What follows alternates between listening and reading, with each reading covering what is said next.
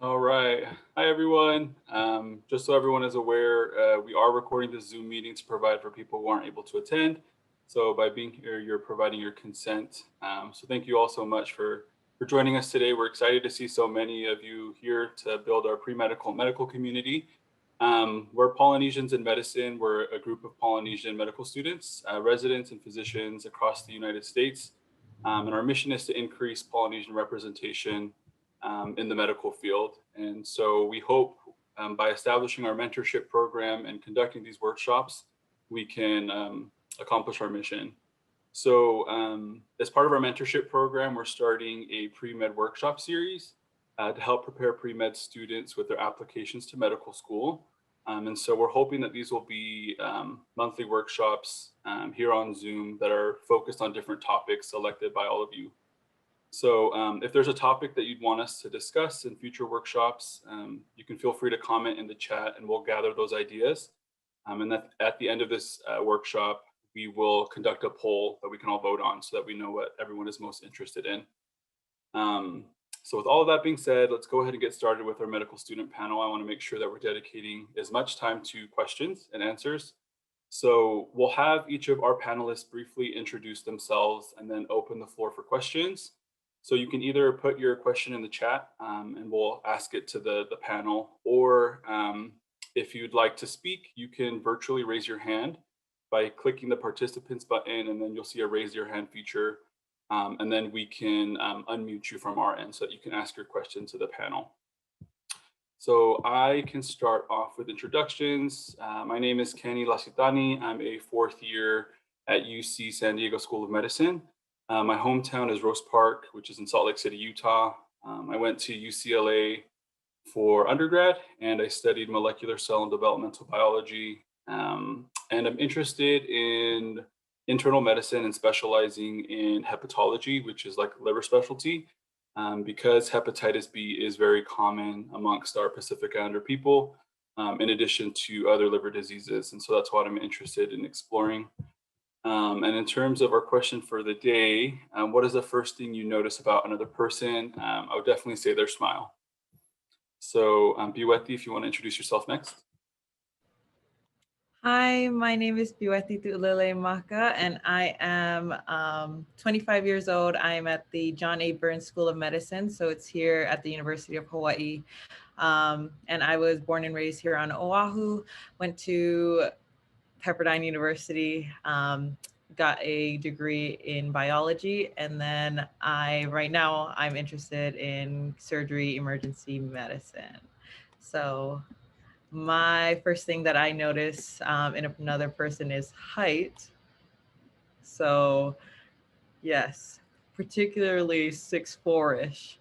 So yeah. Ciala, do you want to go?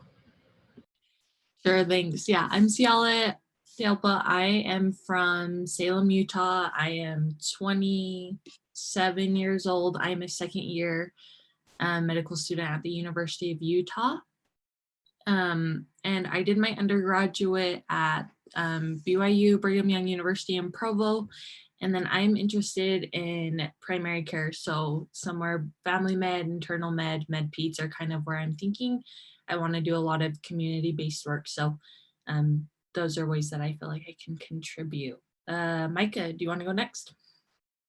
Yeah, so my name is Micah Ngatuvai. I'm at Nova Southeastern, which is a school that's in Fort Lauderdale, Florida. I'm from Orem, Utah. That's my hometown. And for college, I went to Southern Utah. I did a bachelor's in business management, and then I did a master's in business administration. And then the first thing I probably notice about someone is their hair. I don't know if they're bald, then I'll probably pick that up.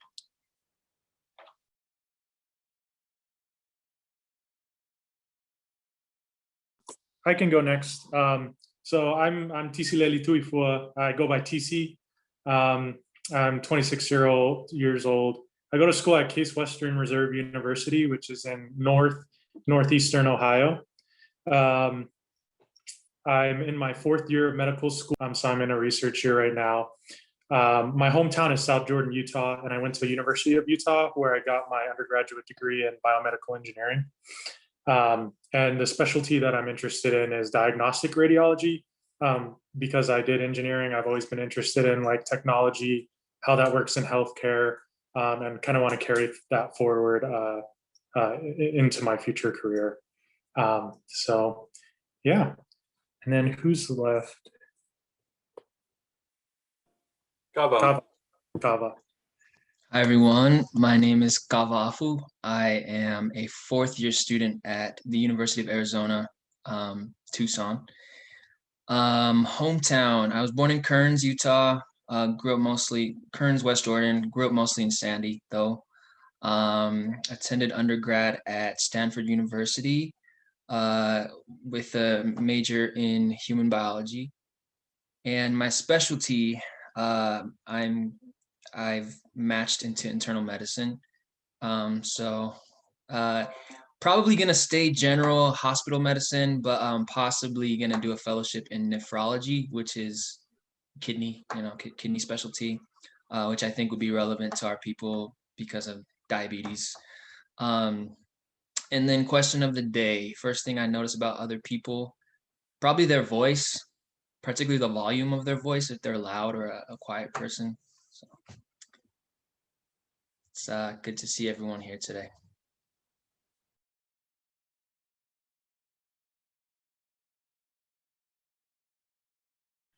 I know we have another fellow medical student on this call right now. So Maka, I don't know if you feel like it, but Maka, feel free to introduce yourself.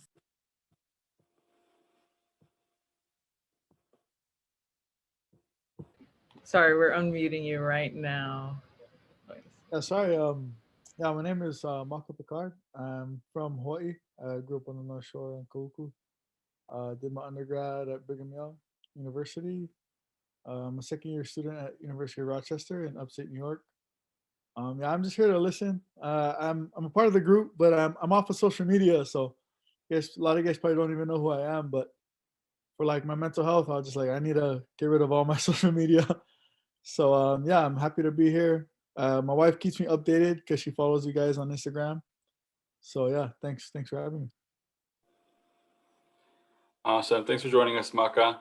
So as you can see, we all attend a variety of different programs in different states and all have a bunch of different experiences and backgrounds. So I'm hoping that between all of us, we can really help answer some of your questions. For people who are just joining, if you have a question, you can either put it in the chat or you can virtually raise your hand by clicking the participant button and then raising your hand, and then we can unmute you to ask your question to the panel. But to get us started, we will have our panelists answer a couple questions to give you all time to think of questions. So the first question that I'll pose to the panel is, what is your favorite part about medical school? And also, what's your least favorite part? And keep it brief since there's seven of us. And I'll let Biweti start us off. I think my favorite thing about medical school has been being able to like interact with people that I think it's also different because I go to school in Hawaii, so I get to really do community outreach in certain places that I really like. And like working with like the homeless populations here are super fun. Just different populations that I'm normally already interacting with, I get to do that. Ciala, do you want to answer? Sure. My favorite part of med school is like everything outside of the classroom. So yeah, I love like community work. You'll probably see like I post a lot of random things just because I really love doing stuff in the community, and I think it's important, especially in our community. But I do like interacting with patients and stuff when we get those chances, like at student-run clinics, but that was shut down because of COVID. Things that I don't like, I think everyone could agree, whether you're in med school or not, like I'm really zoomed out. I'm really tired of online stuff.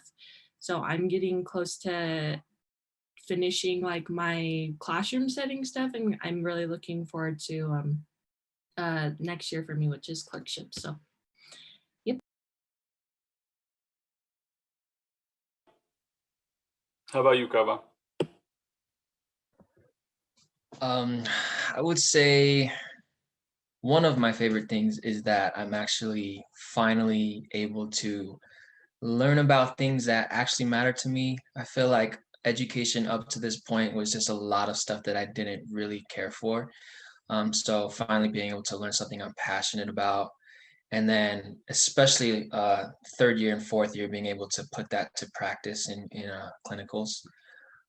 Least favorite part, I would say there are some requirements of med school, which kind of goes back to my first point, which is things that I'm not too passionate about, certain specialties that I knew I wouldn't like, and going into it, I didn't like it. I ended up liking it even less afterwards. So, you know, you can't be passionate about everything, and you just kind of have to go through some things you don't really care for. But I'm finally at the end, so it's okay. There's a light at the end of the tunnel. You want to share with us, Maka? Yeah, just to reiterate what Kawa said, my least favorite part is just, I mean, my favorite part is the fact that I don't have to do like all these random classes that you have to do in undergrad that kind of got in the way of what I really cared about. So in medical school, like you guys, for those who are still in the process of undergrad and all that, like the first 2 years is mainly a lot of science. But yeah, it's just stuff that I care about. And then to kind of go the things that I'm not too fond of, sometimes it depends on the school, but some medical schools require you to do a lot of random training or random workshops and seminars that hopes will make you a better physician, but sometimes it can just turn into busy work. So a lot of that stuff I'm not too fond of, but yeah, overall it's been a pretty positive experience because you minus out all the classes that aren't as like important to you in the long run. And DC and Micah, you guys want to wrap up this question for us? Sure. So I think my favorite part of medical school has been like my involvement in research. I really like seeing how research plays out in the clinic, and seeing clinicians get new guidelines, see what they think about those guidelines, and how they utilize them inside their own care clinics. Research is something that's fun for me. I'm weird. I like math and like statistics and all those kinds of things. So really similar to these guys. Like it is cool to learn like things that are actually relevant. So like I finally understand like how ibuprofen works or aspirin or like what you use those for. I'm also, I guess, my favorite part about medical school is the research aspect. Like DC, I'm currently on a research year, which is just a year I can dedicate to research. When I first started medical school, or the reason I wanted to go into medical school was to help our communities, specifically with like liver disease and diabetes and high blood pressure and things like that. And I feel like with all the tests and lectures that I had to attend, I kind of lost focus and didn't really have a lot of time to dedicate to what I came to medical school for.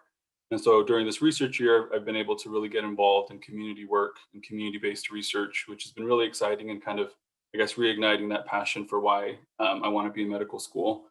Because along the way, it is hard, and you start to forget why you chose this career in the first place. So that's my favorite part about medical school. And then I would say my least favorite part is probably standardized testing. I don't believe in it. I think there are other ways to evaluate people's ability to be a compassionate and empathetic and skillful physician. And I think for a lot of our communities, it serves as a barrier for people to get into higher education and have the same opportunities. So with that being said, like I mentioned before, feel free to ask any questions in our chat or raise your hand if you'd like to. We have other questions that we can ask our panel too, but obviously we want to hear from you all. If there are no other questions at this time, we can also ask our panelists about what they would do differently in their undergrad or application process. I'm sure many of us looking back, whether you're first year, second year, third year, fourth year, or matched into your program, have identified, like, oh man, I wish I would have done this differently, or I wish I would have prepared, in this way, or at least got more experience doing this. So what are some of those things that you wish you would have done differently? And we can go in reverse order, starting with Micah. Yeah, so I guess one of the things that was an issue for me is I never looked into like the specific application process till like right before. So when I was applying, I really didn't have any research, and I also didn't have any shadowing or really any like patient exposure, which are like huge for your application. So that was a huge thing that I would have started earlier if I would have known. That some people have asked some questions now, so we'll reserve this question for later. But someone has asked, how do you handle criticism? I work with a lot of residents and they are under a lot of constructive criticism. How do you know you would be happy in medical school or happy becoming a doctor?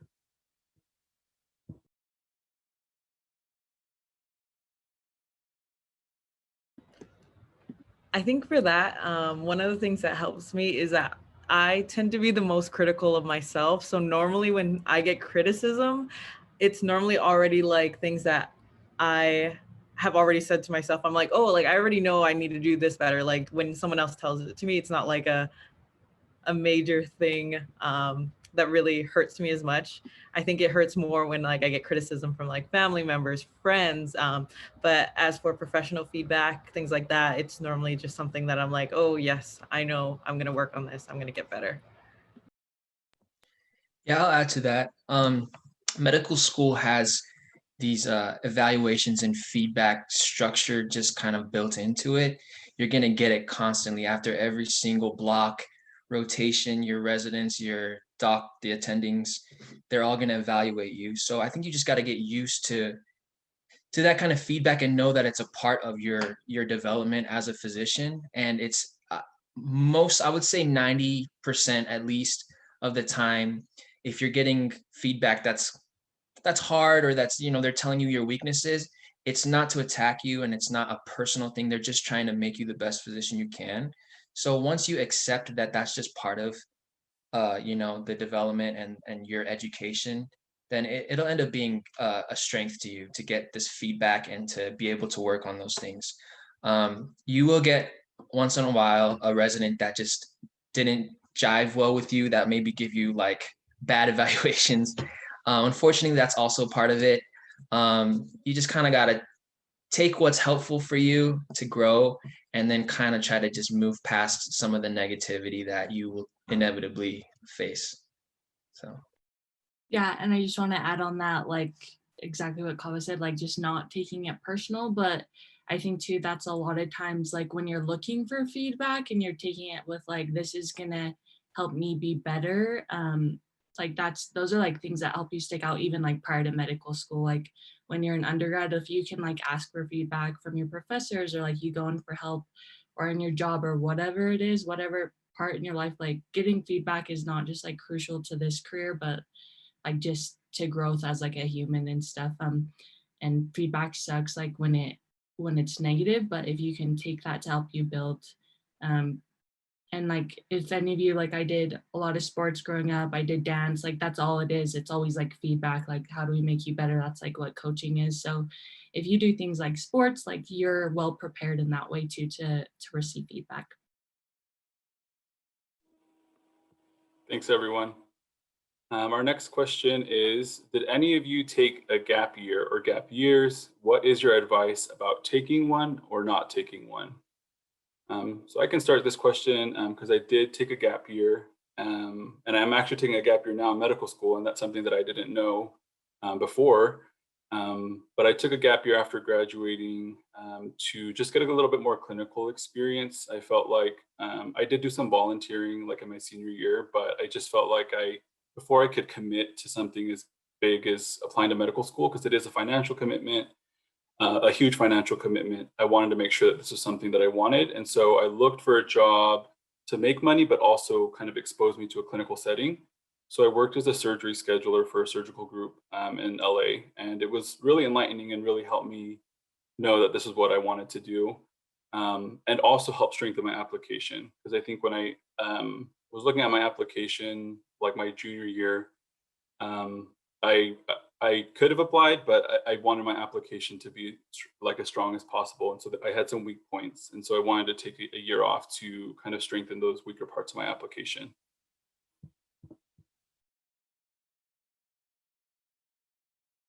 Sorry, I'm probably talking too much already, but I took a gap year after I was just really burnt out after undergrad.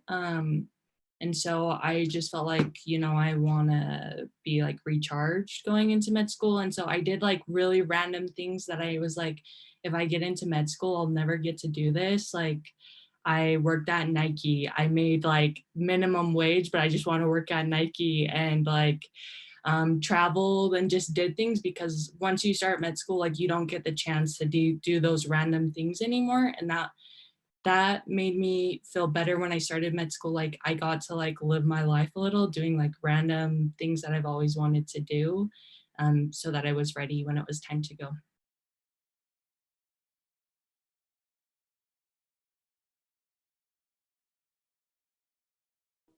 Anyone else in our panel take a gap year or have any advice about taking a gap year?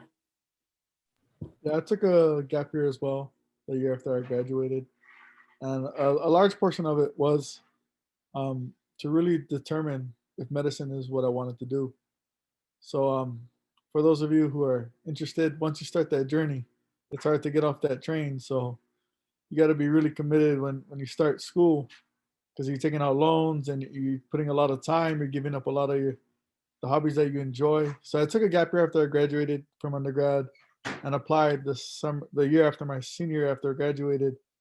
And after going on interviews and looking at places, and working in the medical field, it kind of solidified. So like I didn't want to rush into it. I just gave myself a year to kind of internalize different career paths I could go. So that was the main reason why I took it, just to kind of give me that final year to say, is this what I really want to do? Because it's a long road. God was at the end of it. He's ready to start residency, so he can say medical school's a long journey. So yeah. Awesome. Thanks for sharing. So our next question is a great question. In your individual medical schools, do you find that your school does a good job in teaching equitable healthcare and understanding the historical context of racism in medicine? I can answer that. I think it is a budding discussion, still in the early stages. I don't think it's quite where it ought to be, but I definitely think, especially last year with, Black Lives Matter and other, racial inequities being brought to the forefront of media and the news, I think our school kind of doubled their efforts to include those things in our kind of conversations. I think they can be our medical schools in general, I think, could do a better job, but I think we're getting there.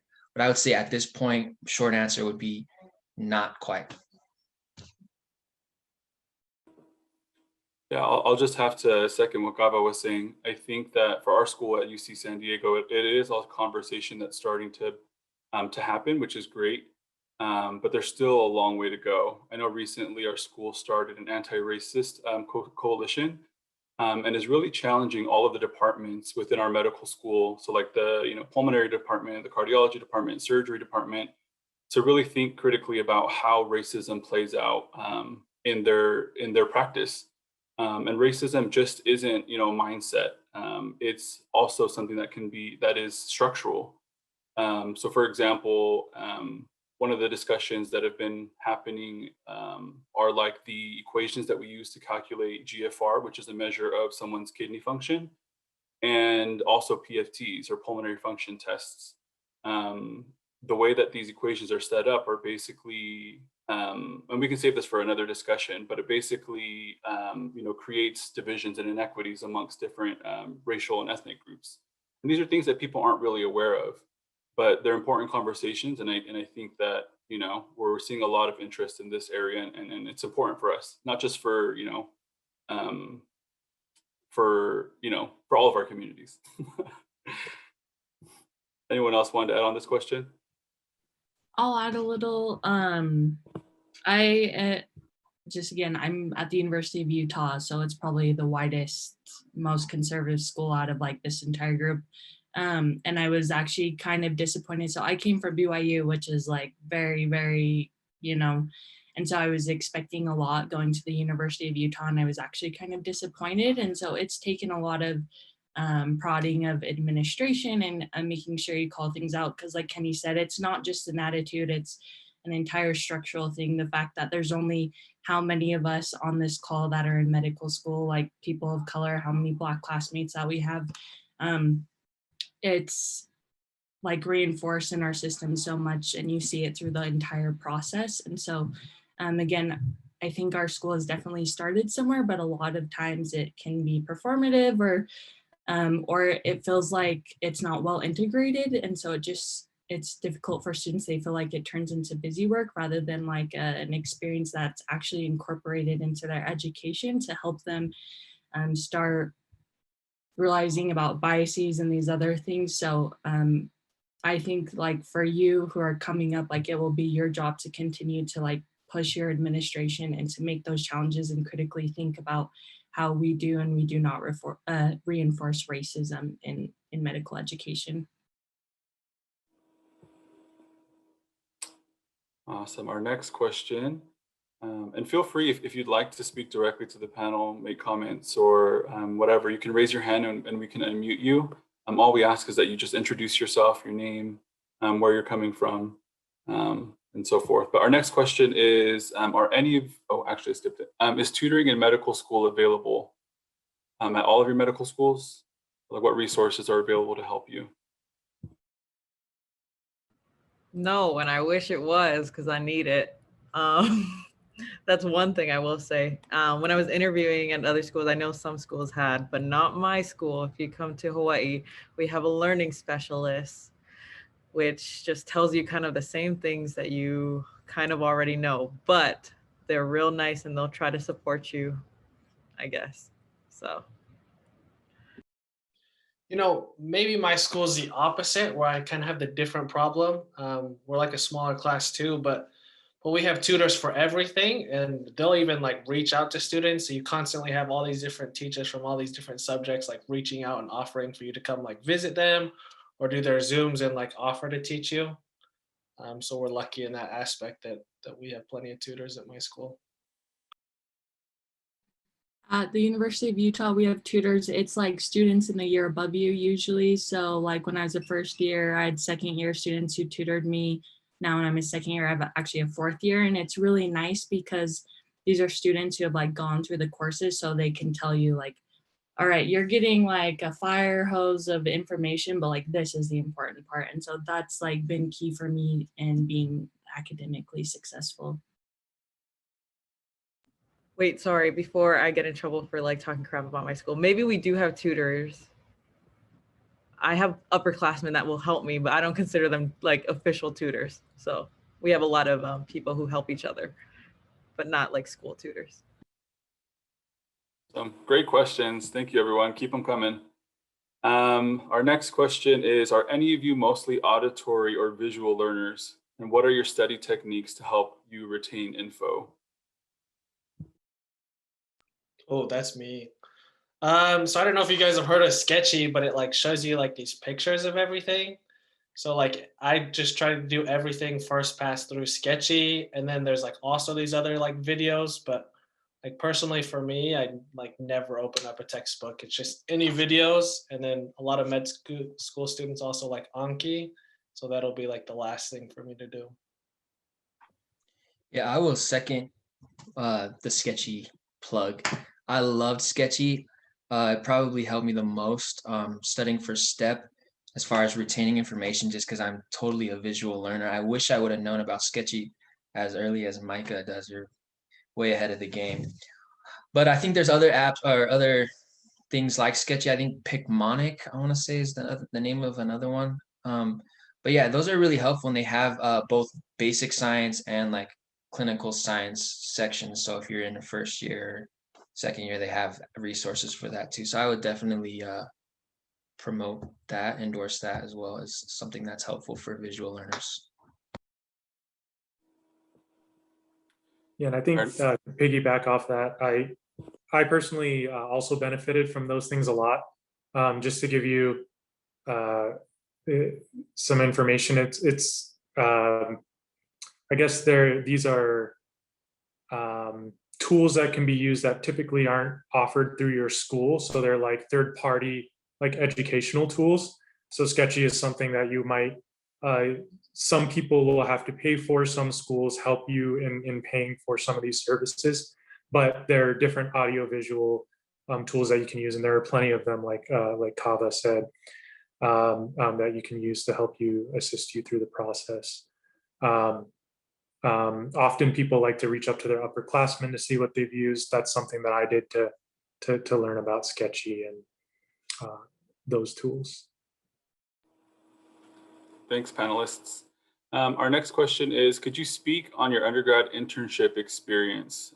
Would you encourage undergrads to take on internships in the medical field?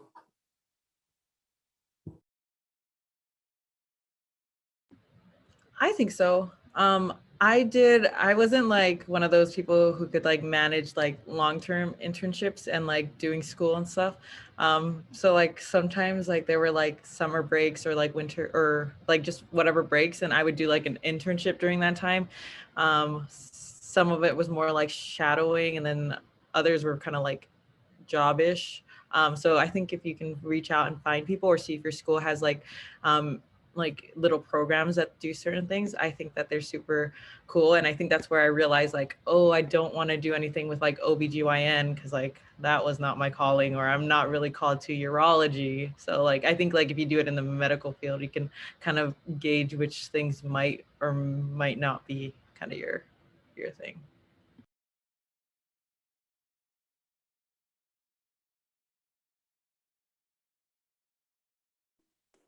So I did an internship as well, but I didn't have any intention of it being specifically for medical school. It was just something that I was interested in, but I happened to have a little bit of relevance for medicine. So I did a internship at a tech commercialization office at University of Utah, where we help people kind of, we write up market research reports to see if their research is something that can be commercializable.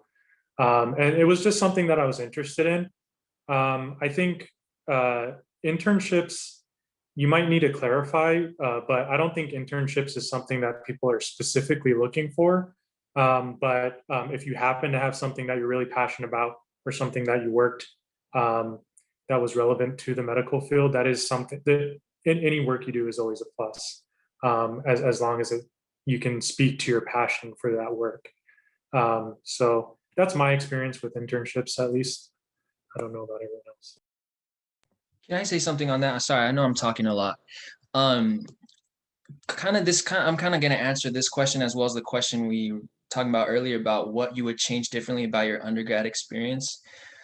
For me, I think one of my problems was that I spread myself way too thin. I think when we look at the med school application, we have all these different buckets: research, volunteerism, work, grades, MCAT score, and we just want to like succeed in all of them. And that's great if you can.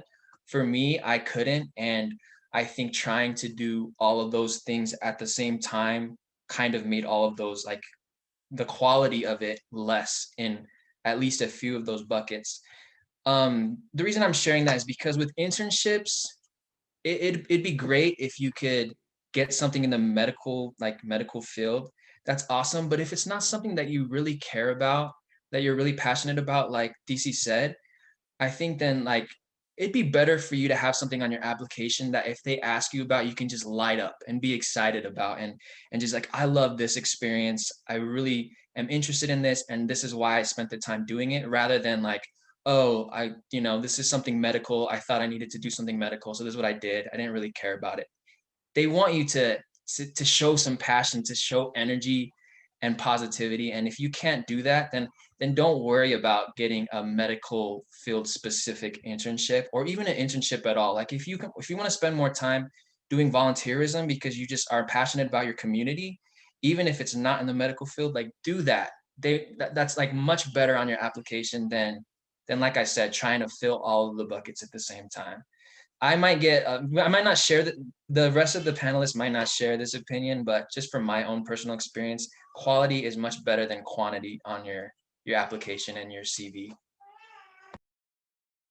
Yeah, and I think it would be nice to bounce off what you're saying right now, Kava, because I had kind of the opposite experience where I had kind of I didn't spread myself too thin, but I had fewer experiences that were really important to me. So for example, that internship, it wasn't intended for medical school, but everything that I did was kind of something I was passionate about and something that could be helpful. So like any teaching experience, whether or not that's in medicine, is something that can be helpful because teaching is an important part of medicine.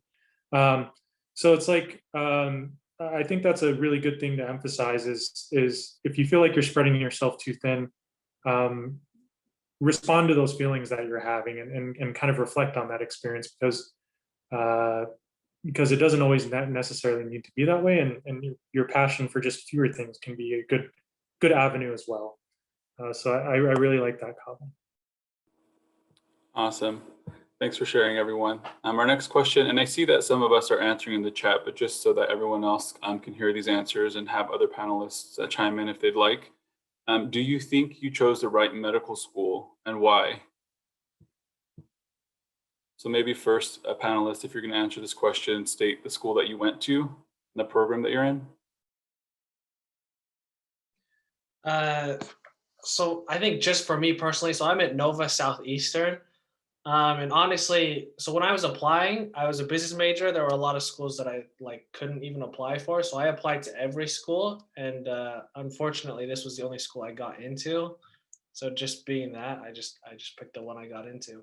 So.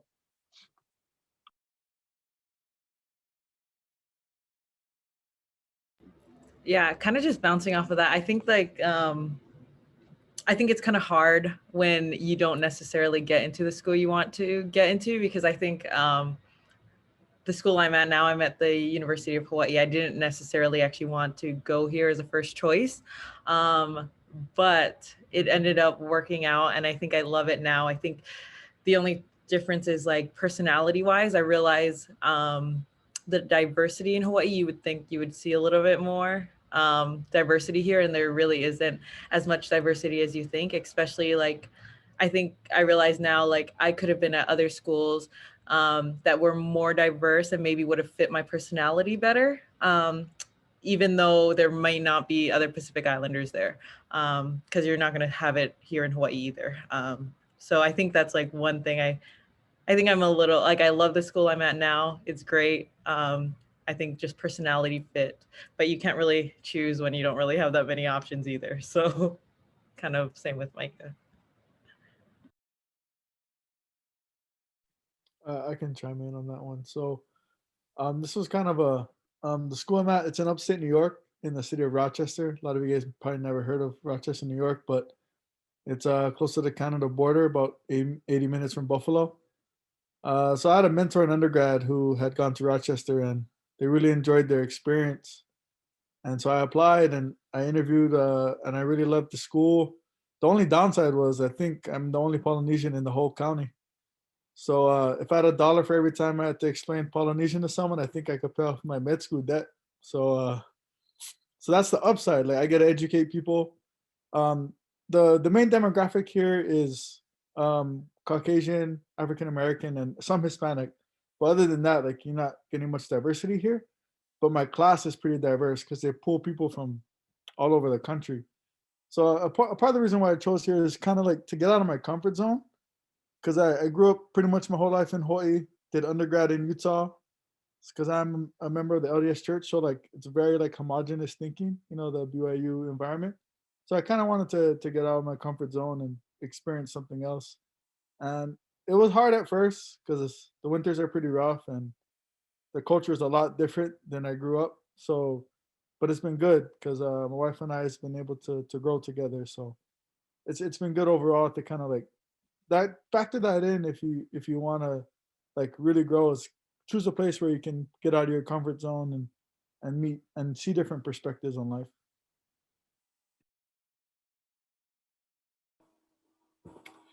Great. Our next question is, those of you with families, how are you balancing family and medical school without burning out?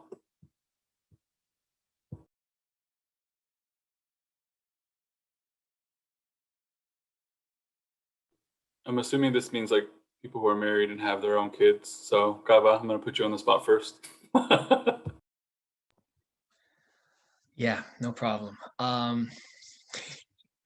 I'm probably on the extreme end of like I spent too much time with my family when I probably should have been studying for STEP and for my shelf exams. So maybe this is not the best advice, but I would just say like take as much time as you can and need for your family. Like you're at the end of the day, at the end of med school, your family's going to be the ones there with you. They're going to be the ones that have to live with your schedule and your lifestyle. So you want to make sure that those relationships stay as high quality and as nurtured as possible. At least that's how I saw it.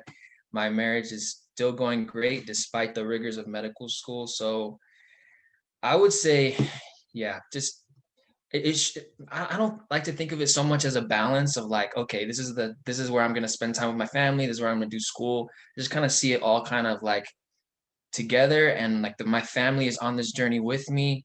So I'm gonna take all the time that I need, all the time that my wife needs and my child needs.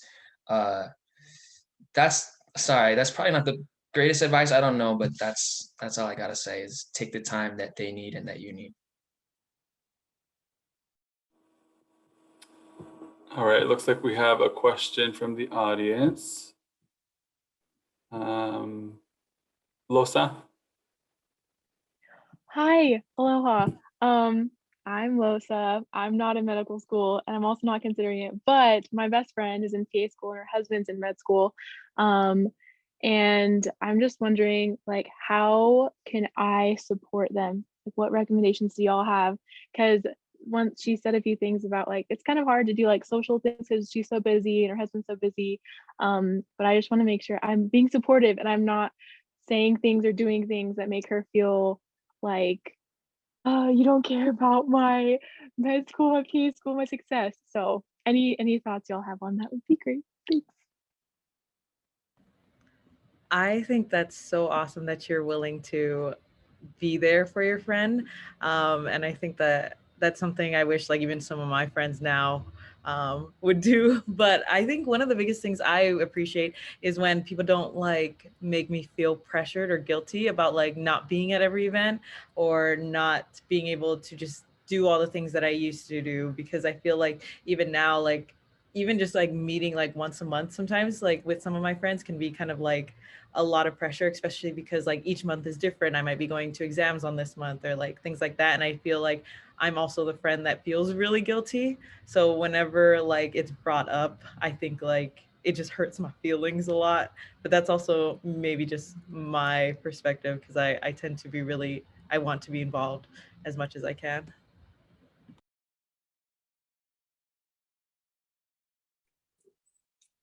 I think one thing that's helped me out with my family is, well, every once in a while, my mom and dad will check in, just like a phone call.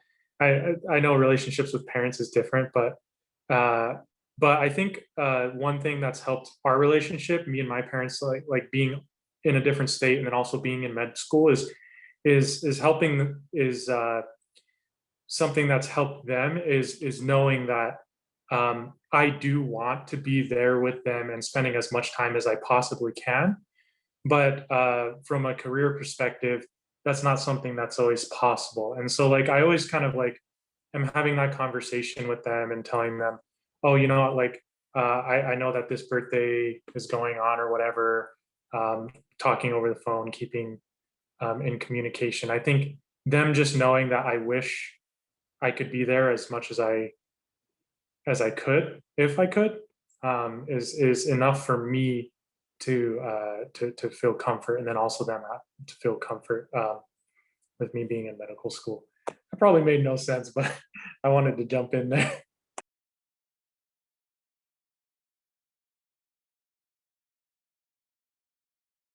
Let me just tag on to that real quick.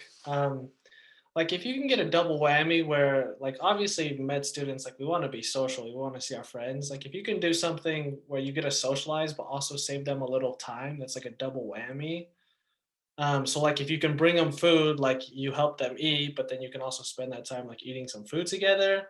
Or I'm also like big into fitness. So if you can like spend one morning where like everyone just goes to the gym together and you just work out, like you let them work out, you spend a little time, but then you also like don't pressure them to like use their study time to be able to socialize.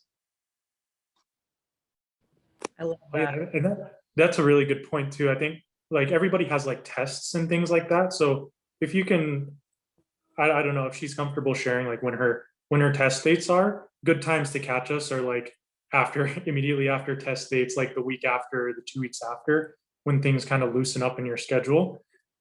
So I think that's a good point to jump off of Micah right there. All right, well, I want to make sure we get to all the questions. Our last question is, do y'all stay at home or on campus? How is it being in both environments? Kenny, I think there was did we answer the question about the low GPA? I think Maybe I didn't see that one, sorry. Yeah, there was sorry, before we get to the next one, just that there was a question before about, does anyone have any insight on becoming more competitive and overcoming a low undergraduate GPA? And then currently looking into grad programs, if anyone has any opinions.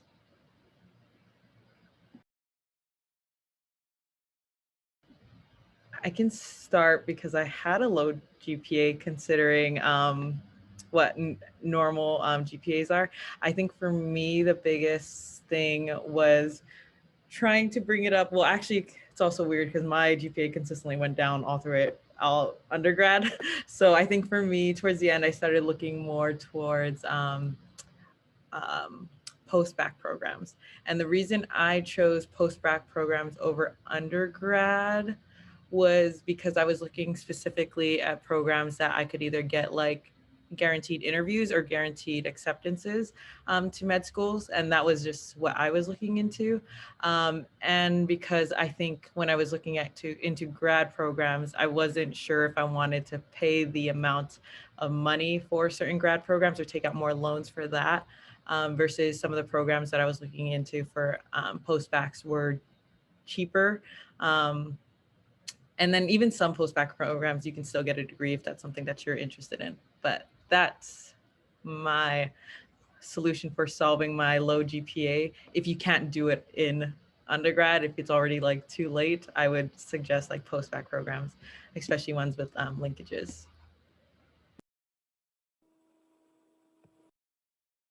Perfect. I want to be mindful of everyone's time. So just because we have a couple minutes left, I want to make sure that we have an opportunity to kind of prepare for our upcoming workshops. So first, thank you everyone for engaging with us and asking us questions. We really enjoyed answering them. Hopefully we were able to help you all in some way, but we don't want the conversations to end here. Like I mentioned at the beginning, ideally we want to do like a monthly workshop that's just focused on specific topics. So for example, if you want to talk about strengthening your GPA or how to recover from a GPA and look into post-bac programs, we can spend an hour just talking about that, or personal statements or whatever. So I'm going to launch a poll from kind of just gathering some topics and themes that I've noticed from our questions. And if everyone could just take a minute to answer the poll. Give me 1 second. Okay. It should be visible now. Just give you all a couple minutes.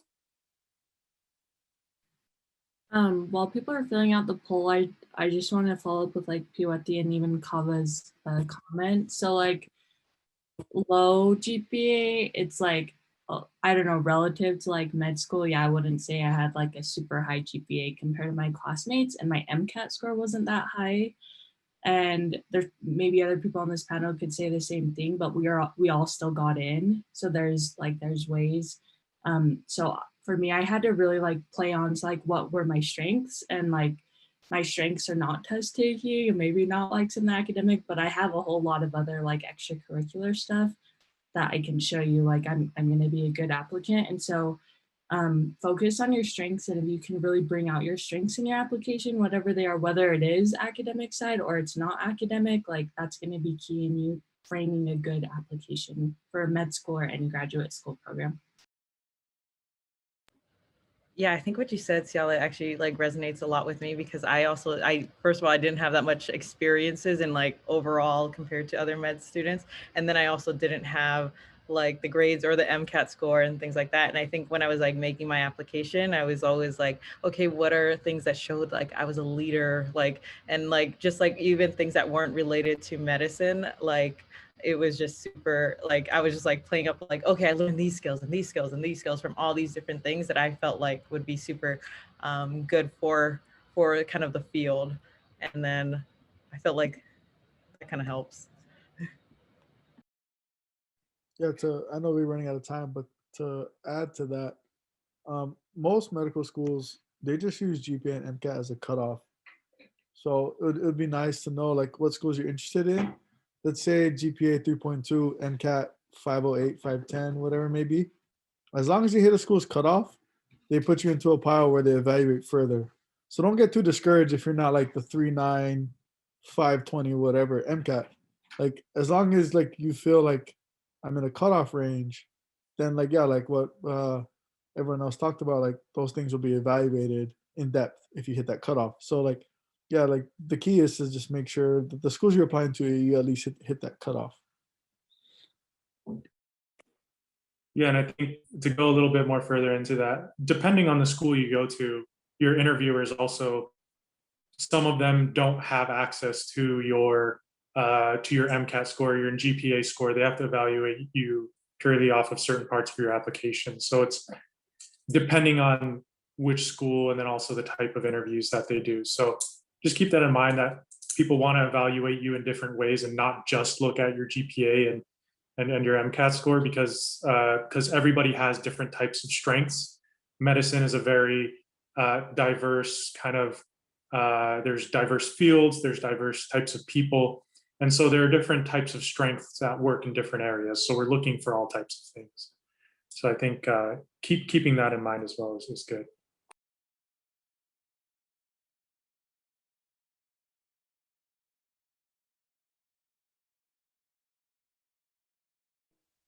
I want to thank you all for joining us again today, and thank you for voting on the polls. We saw that you guys have a lot of interest in certain topics, so we'll make sure that our workshops coming up are focused on those. If you have more questions, after today's panel, feel free to email us at polynesiansinmedicine@gmail.com, or you can just DM us on Instagram. We'd be more than happy to address any other questions. Otherwise, we'll address them in the individual workshops. So just keep an eye out. We'll post our workshop schedules in the future. But thank you all so much for coming. We'll see you all in our next workshop.